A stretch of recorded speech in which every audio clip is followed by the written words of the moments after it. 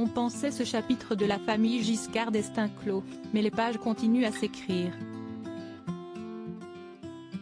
Alors que l'hôtel particulier de l'ancien président de la République Valéry Giscard d'Estaing et de sa famille, situé rue de Bénouville dans le 16e arrondissement de Paris, a été vendu en septembre dernier pour la modique somme de 19 millions d'euros, contre un peu plus de 2 millions d'euros lors de son achat en 1984. L'histoire de sa vente n'est pas terminée, d'après un article de nos confrères du Figaro Immobilier paru le 10 juin dernier. L'identité et le profil de l'acheteur restent en effet inconnus. Si un temps il a semblé que le repreneur du bien de l'ancien président adepte d'un sport en particulier soit le promoteur immobilier Nexity via une de ses filiales, les représentants de la société ont par la suite démenti l'information.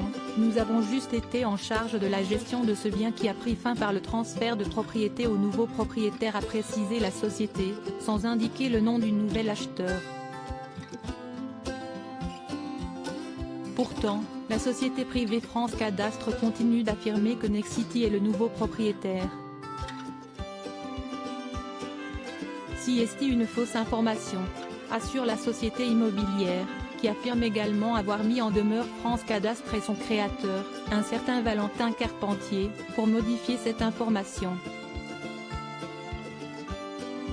Reste que si Nexity n'est pas le nouveau propriétaire de ce bien, l'heureux acheteur de cet hôtel particulier où l'ancien président, aux relations tumultueuses avec son Premier ministre, vécu en famille de 1956 à 2020 reste un mystère irrésolu.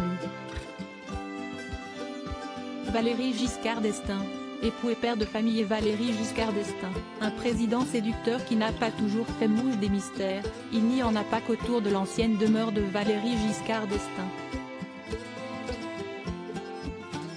L'homme a aussi sa part de secret et de confidentialité. Jouant longtemps notamment sur une potentielle relation avec Lady Diana pour inciter les ventes de son livre La Princesse et le Président, paru en 2009, l'ex-chef d'État avait finalement révélé le pot rose, dévoilant que tout n'était que pure fiction et que rien ne s'était passé entre la mère des princes Harry et William et lui. En revanche, le président était également connu pour son côté séducteur invétéré, parfois allant même trop loin selon certaines. La comédienne Carole Bouquet avait notamment confié son souvenir de la visite du chef d'État à son domicile à l'improviste, Valéry Giscard d'Estaing, espérant de la part de la comédienne qu'elle lui tombe alors dans les bras.